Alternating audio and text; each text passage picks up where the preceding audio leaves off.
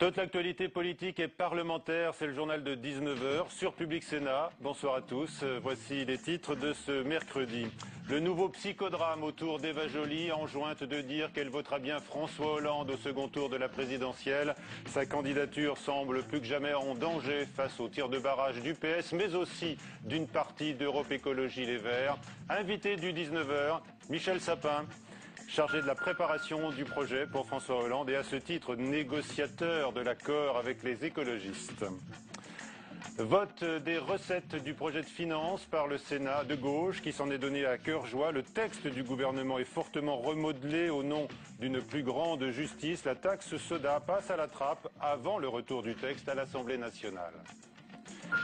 Les maires en congrès à Paris, courtisés par François Hollande et par Nicolas Sarkozy, qui en a reçu plusieurs milliers tout à l'heure à l'Élysée. Vous l'avez entendu, le discours sur Public Sénat. Le chef de l'État fustige la proposition hasardeuse, dit-il, du Sénat de donner le droit de vote aux étrangers aux élections locales. Reportage également dans ce journal sur la chasse aux 500 parrainages des postulants à l'Élysée.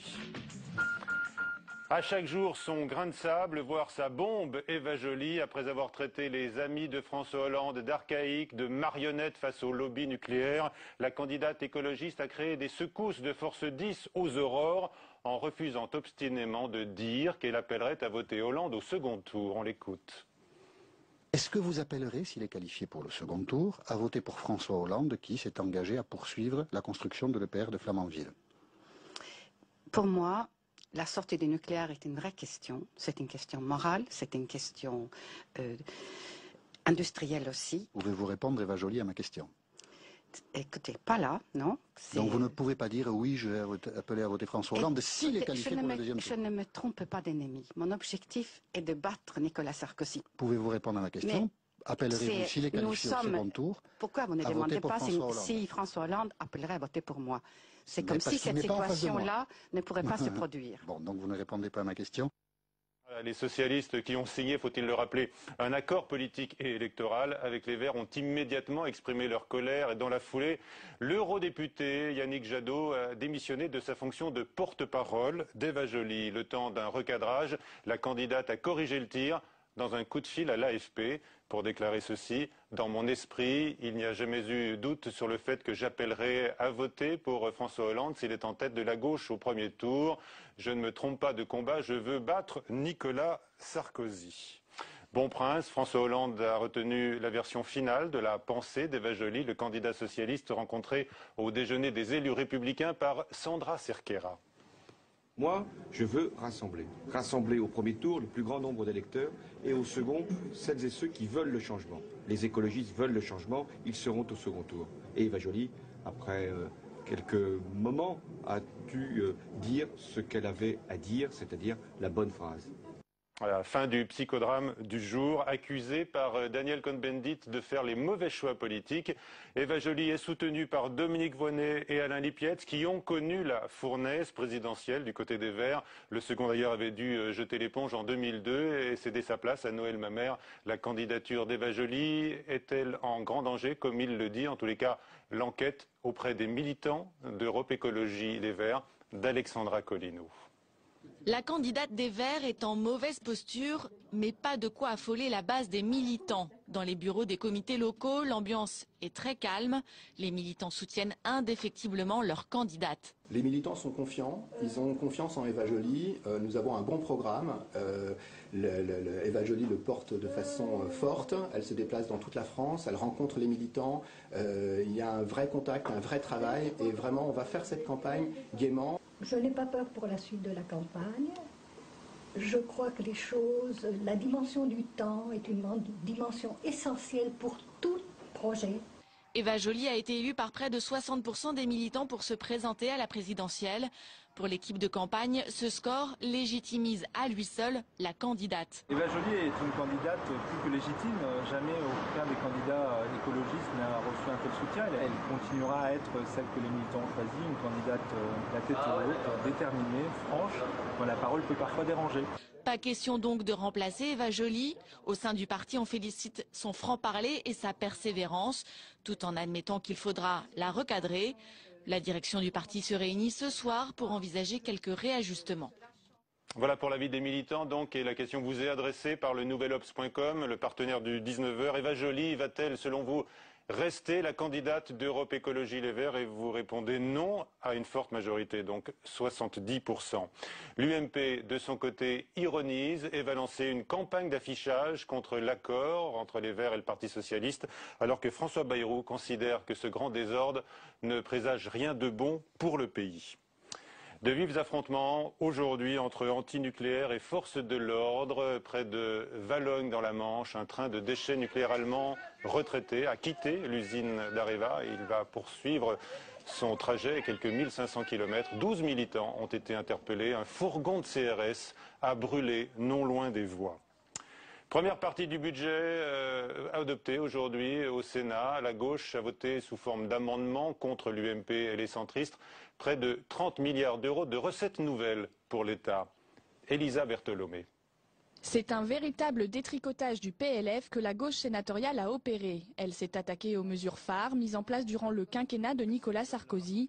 En premier lieu, la loi TEPA, symbole du travailler plus pour gagner plus du président de la République. Les sénateurs socialistes ont fait voter 2 amendements d'envergure, l'abrogation des heures supplémentaires défiscalisées, mais surtout la suppression immédiate du bouclier fiscal, initialement prévu en 2013. Ils ont aussi créé une tranche d'impôt supplémentaire de 45% pour les revenus supérieurs à 100 000 € et voté la pérennisation de la contribution sur les hauts revenus. L'impôt sur les sociétés a été réformé. Conséquence, les grandes entreprises seront plus taxées. À droite, on condamne le jeu auquel s'est adonnée la majorité sénatoriale. La gauche a voulu faire une démonstration de sa majorité, en même temps démonstration en matière de politique fiscale. Autre sujet abordé par la gauche sénatoriale, la contribution des collectivités locales.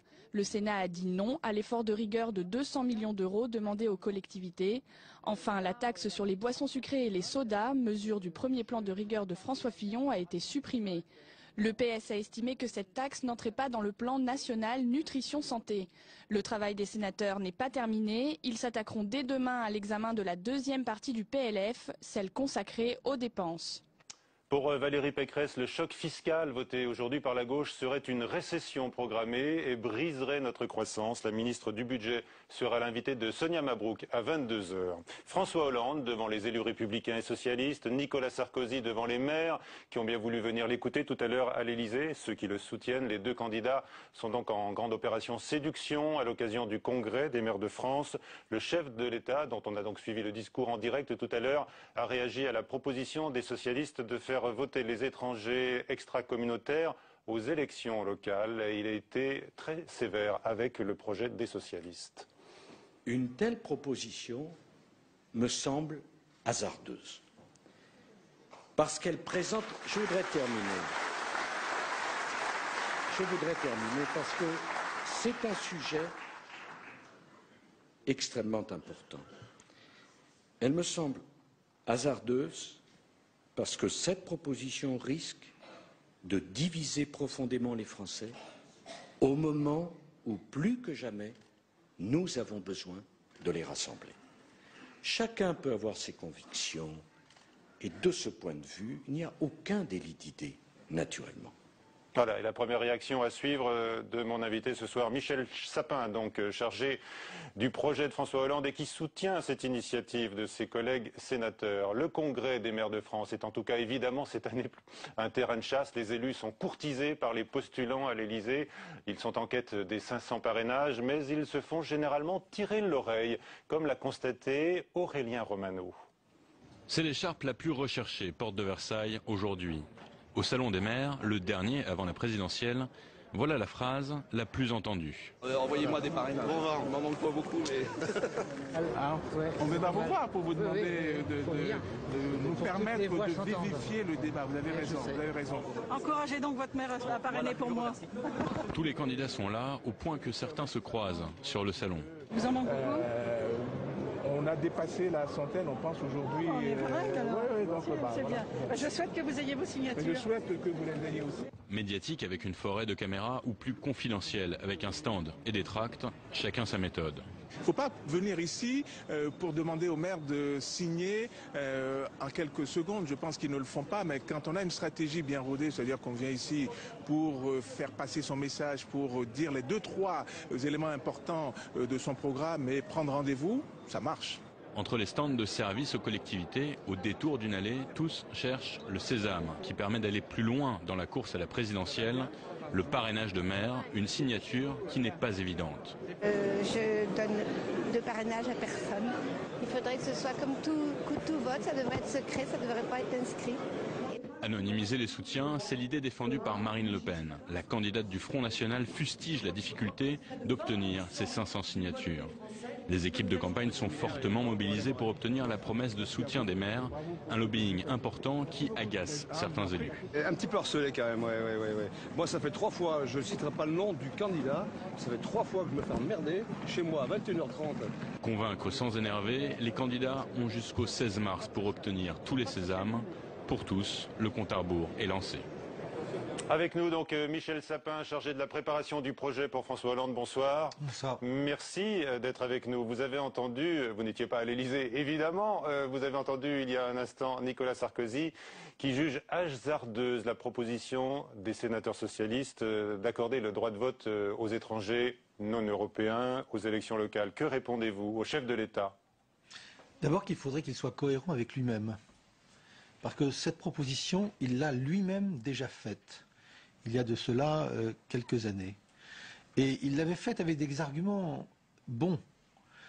Si justement on ne veut pas diviser, si on ne veut pas opposer, il faut permettre à ceux qui sont légalement en France, depuis un nombre important d'années, qui payent des impôts, qui se comportent régulièrement, qui travaillent, qui payent des cotisations pour assurer la retraite des uns ou la santé des autres, il faut leur permettre de participer à la vie citoyenne au niveau local. Il s'agit bien entendu du niveau local, non pas du niveau national où il y a une question de souveraineté qui n'appartient bien entendu qu'aux citoyens français. C'est ce qui se passe dans la plupart des pays européens. Nous sommes quasiment le seul pays de l'Europe, c'est vrai pour l'Angleterre, c'est vrai pour l'Allemagne, c'est vrai pour l'Italie, c'est vrai pour l'Espagne. Nous sommes quasiment le seul pays où on interdit à une partie de la population résidant légalement sur notre territoire de participer au choix de ses élus locaux. Donc vous renvoyez le chef de l'État à ses affirmations passées, mais peut-être qu'il a évolué et qu'il estime que la solution n'est plus d'actualité pour préserver la cohésion nationale qu'il évoque. C'est justement la cohésion nationale qu'il met en cause. Merci. C'est la stigmatisation d'une partie de la population. C'est l'impossibilité pour cette population de participer à égalité avec les autres à cette vie normale, à cette vie publique, à cette vie citoyenne. Ils payent des impôts locaux, comme les autres, et ils ne participeraient pas à la vie locale seulement, mais à la vie locale, il y a là quelque chose d'incohérent. On voit bien ce qu'il y a derrière. Qu'est-ce que vous voyez derrière? La volonté d'essayer de faire en sorte que ce qu'il y a sur son extrême droite se sentent plus à l'aise en le regardant. Mais ce n'est pas une opération de citoyenneté, ce n'est pas une opération de cohésion, c'est une opération de dragage.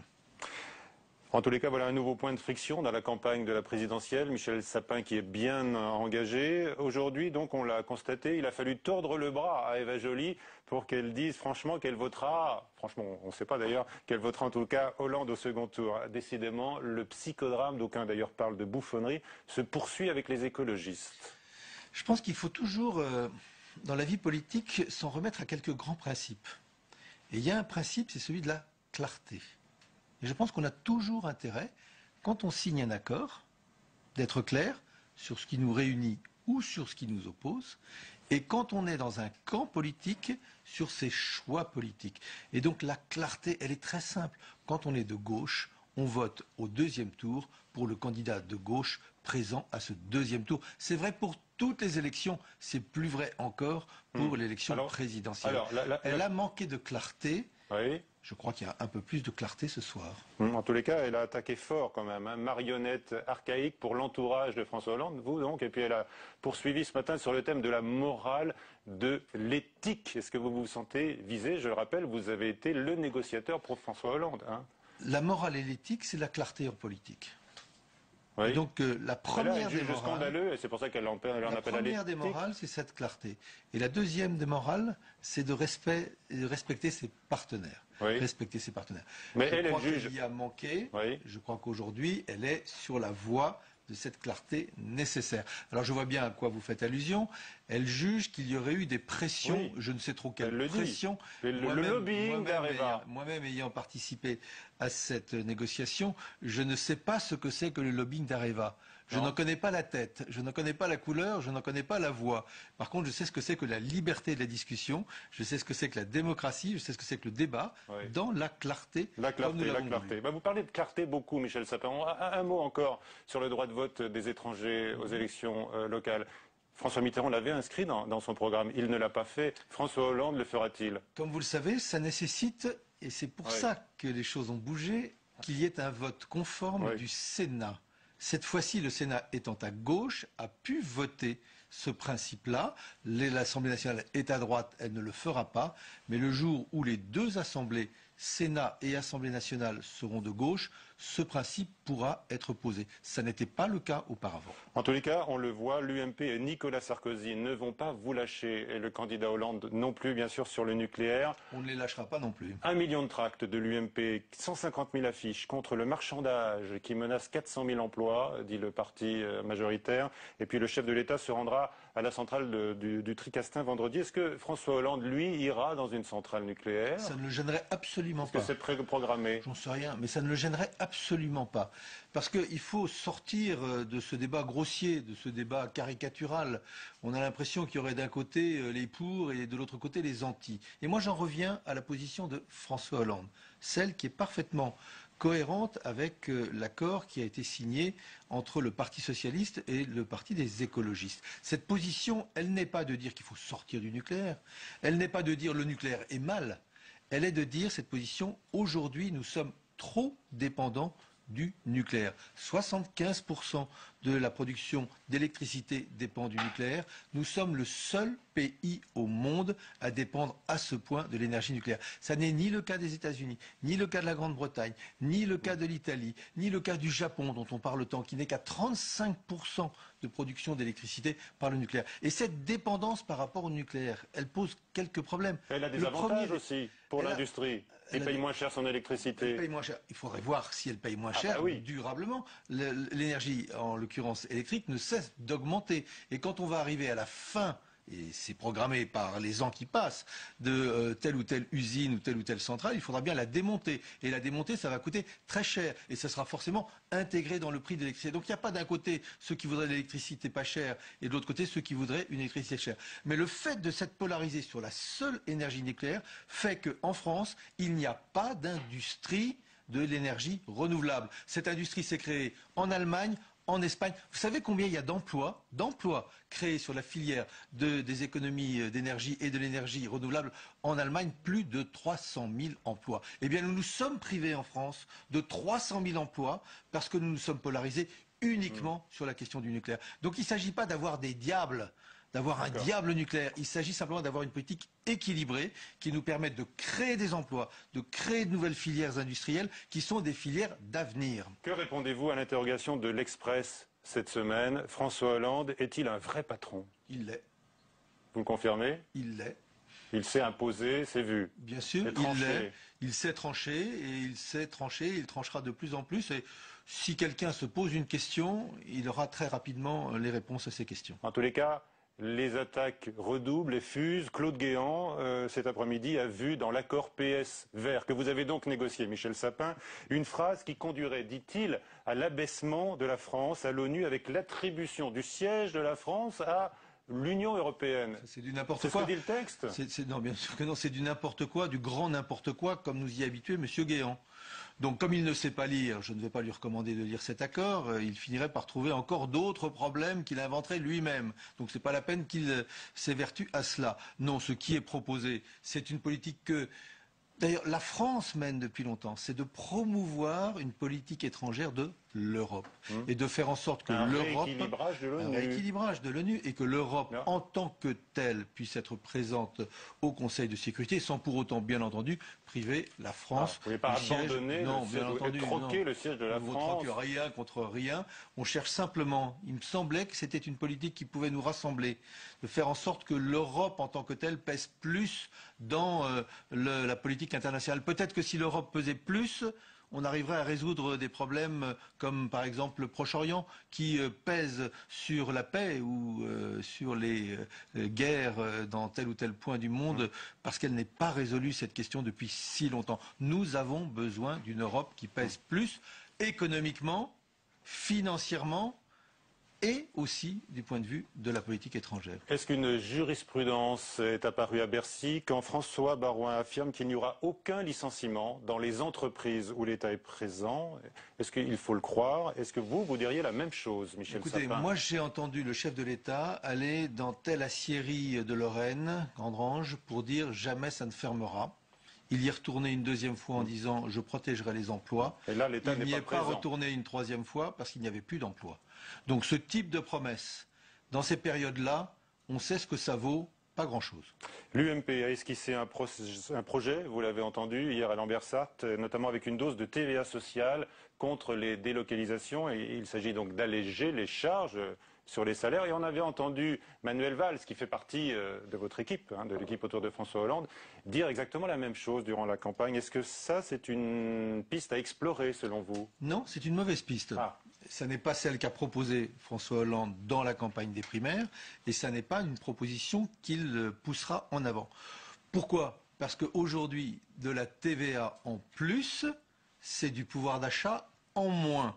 Et comme on a des problèmes de fonctionnement de notre économie, la consommation se porte mal, la croissance est en berne, bientôt on va être en négatif, les destructions d'emplois on en voit tous les jours, il y a besoin d'une consommation qui soit même plus... Même pas 1% de hausse de la TVA. Ce serait 1% de pouvoir d'achat en moins. Donc si vous avez envie, vous, d'avoir 1% de pouvoir d'achat en moins, tant mieux pour vous, mais il y a beaucoup de gens qui ne souhaitent pas ce type de baisse de pouvoir d'achat parce qu'ils ne souhaitent pas diminuer leur consommation et ce serait très mauvais pour l'économie elle-même. Qu'il y ait un problème et qu'il faille poser la question de savoir comment pourrait être payé autrement, ce qui permet par exemple d'alimenter l'assurance maladie ou l'assurance familiale, enfin pour tout ce qui est allocation familiale, oui c'est une bonne question, mais pas en transférant cela sur de la TVA. On peut par exemple rechercher une imposition sur les pollutions, une taxe sur les pollutions, comme d'autres pays d'Europe ont pu le faire. Et là, ça aurait de triple avantage. Premièrement, on baisserait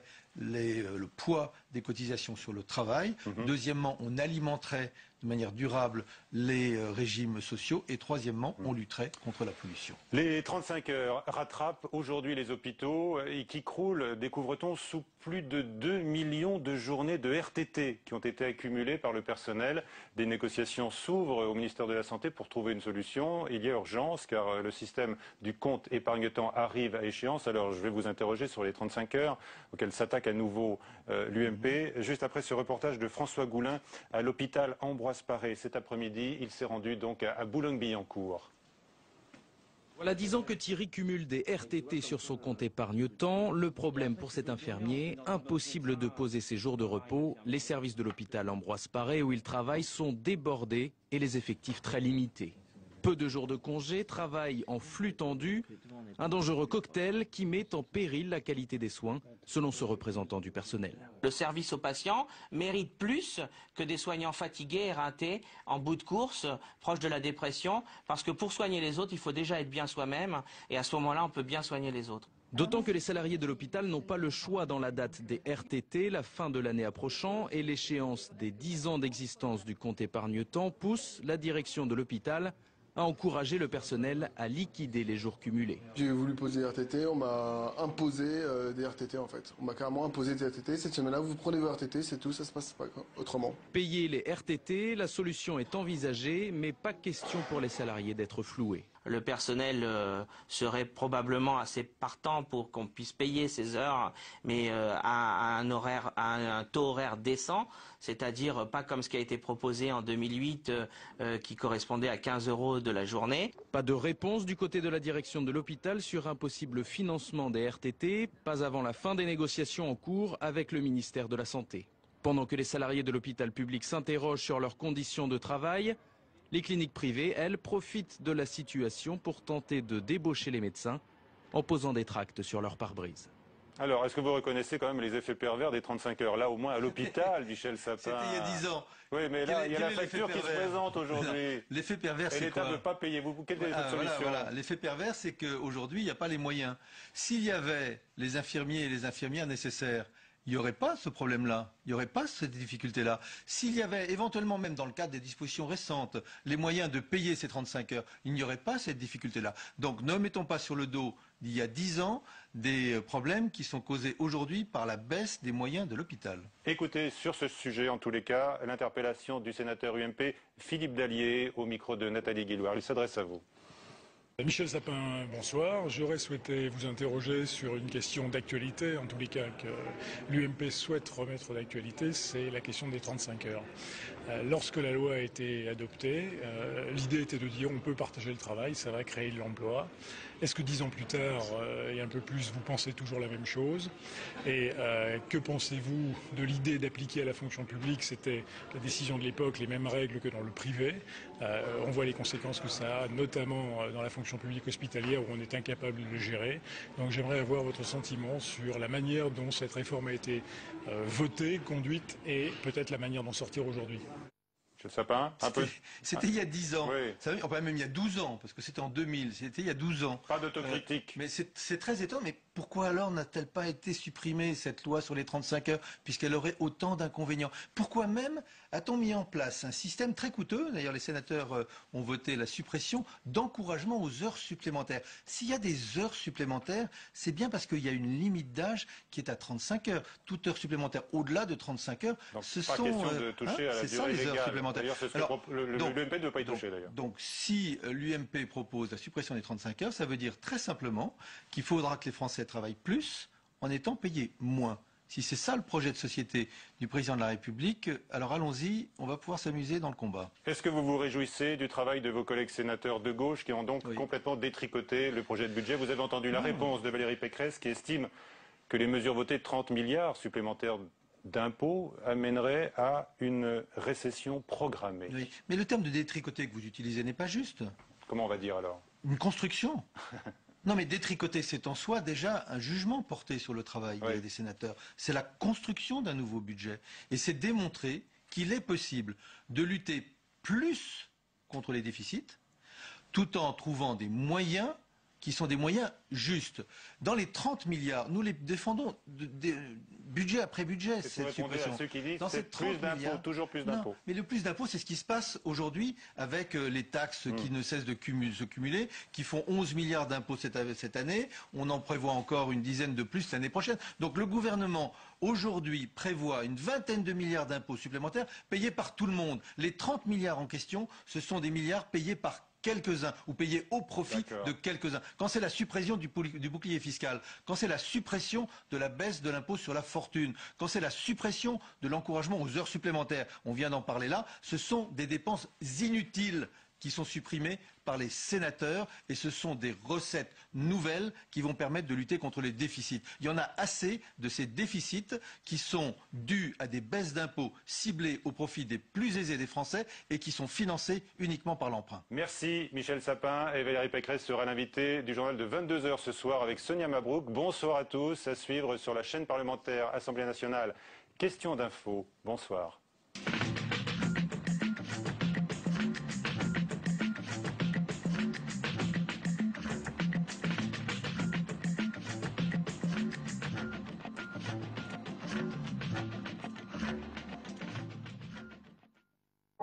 Rendez-vous porte de Versailles pour suivre sur Public Sénat le 94e congrès des maires de France. Un événement très attendu à 6 mois de la présidentielle avec de nombreux débats autour des collectivités locales. Le congrès de l'AMF, c'est cette semaine sur Public Sénat. On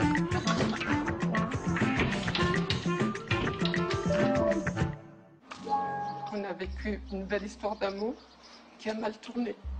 En France, tous les 2 jours et demi, une femme meurt sous les coups de son conjoint. Un fléau inacceptable qui touche tous les milieux sociaux. Quels sont les dispositifs mis en place pour enrayer le phénomène?